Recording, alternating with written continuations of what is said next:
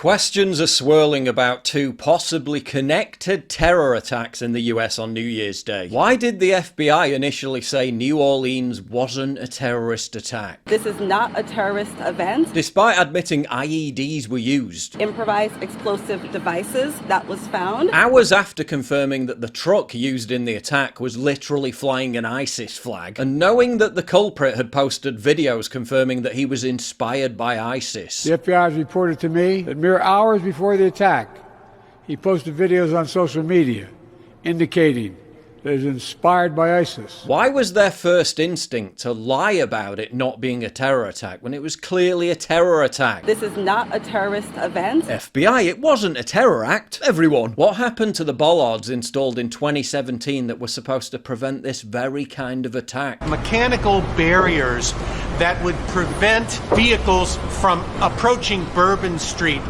after certain hours. Authorities say they were removed or being replaced at the exact time of the attack. Specifically in parts of Bourbon Street, there are bollards.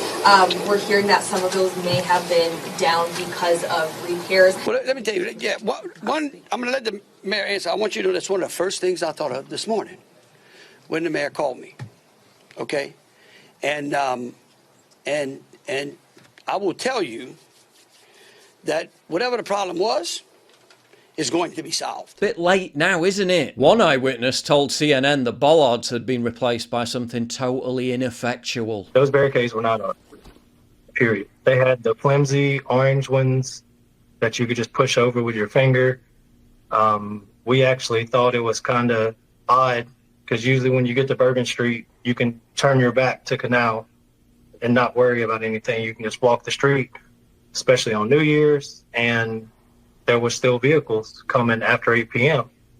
And then, I mean, the fact that they never raised them, that's how this guy was able to get down Bourbon Street so quickly and cause so much damage. Why did the FBI reverse its position that 3 people were seen on surveillance cameras planting devices in the French Quarter? Surveillance video that at the time at least appeared to show that there were other people who may have been involved in placing devices in the French Quarter. Now we know that law enforcement now has determined that those people had nothing to do with this incident. Who planted the pipe bombs that were found in at least 3 other locations? Why was the New Orleans attacker not investigated after reportedly expressing sympathy for Islamic extremism while still in the army? It's a question I've heard so many times before. Paul, you're nearly pushing middle age. Alright, rude. How come you look 10 years younger than you are? Only 10? Well, it's not rocket science. It's called regularly moisturising your face and having a good skincare routine. That's why I'm excited to have Tiege Hanley as the sponsor of today's video. They help men start and maintain a skincare routine by simplifying the entire process. I recommend you start with their Level 1 system, which comes with all the basics. A daily face wash to get rid of all the dirt and grime on your skin. A 2 times a week exfoliating scrub to get rid of all the dead skin cells. An AM moisturizer with SPF 20, because you should always be protecting your skin from the sun. And a PM moisturizer to help your skin stay hydrated and healthy throughout the night. Their products have made my skin look and feel healthier than ever. But you don't have to just take my word for it. They've got over 7,000 5-star reviews on their website from satisfied customers around the world. And because Tiege is sponsoring this video, they're offering you an amazing deal. Just click the link in the description to get 30% off your first skincare system and a free gift. Plus, as a member, you'll also get 20% off for life. By the way, both gifts you're choosing from are $20 value and are complete game changers. A silicone body scrubber or a nail and face grooming kit. They've pouched it up all nice as well. Personally, I prefer the silicone body scrubber because it just feels so soft and silky on the skin. Ooh,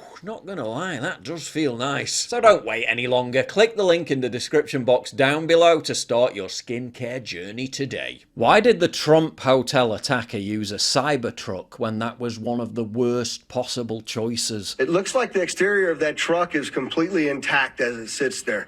The fact that this was a cyber truck really limited the damage that occurred inside of the valet because it had most of the blast go up through the truck and out.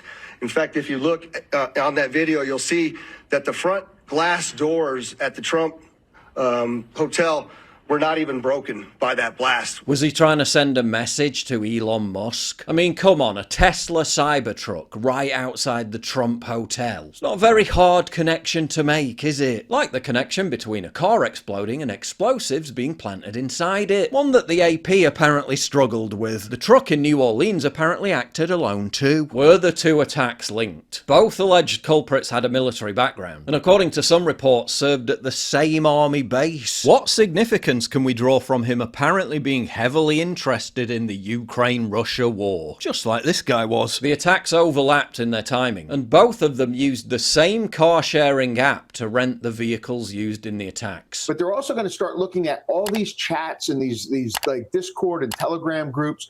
Was that rental car company ever mentioned as a way to easily rent cars? Because and then they can start looking at, it's not just a coincidence they both rented it from there, maybe. Maybe that was something that ISIS put out, like if you need a rental car and you don't have to go through as much scrutiny, you can use this company. So then they're going to go back and start looking at that. Authorities are now saying there were likely other accomplices. We do not believe that Jabbar was solely responsible. We are aggressively running down every lead, including those of his known associates. In the case of the Cybertruck attack on Trump Tower, what was culprit Matthew A. Leivelsberger's motive? How did he go from being a well-educated Special Forces intelligence sergeant to a suicide bomber? And given his expertise and experience, why was an IED consisting of camping gas canisters and fireworks the best he could put together? Were there other intended targets that didn't come to fruition, and is there more to come? Are you getting the sense that there's any threat of any other potential attacks tonight on any other major cities? I can't answer that. I can, but I won't. What? Why not? What radicalized Jabbar to the extent that he went from being a banal property manager to an ISIS-inspired domestic terrorist? Isolated from his family and acting increasingly erratically. Failed marriages, financial ruin, living in a squalid trailer park. Was the attack just a nihilistic rampage, born out of desperation and a clamour for immortal infamy? Clearly this is a cell, and it's not the type that was mentioned earlier, one guy radicalizing himself online. This guy seems to have been part of a cell of other people involved. And why didn't the FBI, whose job it is to prevent terrorist attacks, pick up on any of this intelligence? Were they too busy hosting DEI seminars, investigating churchgoers and raiding President Trump's home? 2 vehicle attacks on the same day within hours of each other. Both vehicles rented via Turo. Both suspects US veterans. Both suspects served in the same military base. And with all 3 of these guys having direct connections, what on earth is going on at Fort Bragg? I mean, it's early days, but you kind of get the feeling that everything is not as it seems. If you value what I do and you want to help support me, please visit pauljosephwatson.locals.com and either pledge a one-time donation or subscribe to join my community, get early access videos, and message me directly. And exclusive live streams coming soon too. Promise. Check out the Locals link down in the description. And don't forget to take a look at the brand new website modernity.news. That's where you'll find all my content, including exclusive articles. That's modernity.news.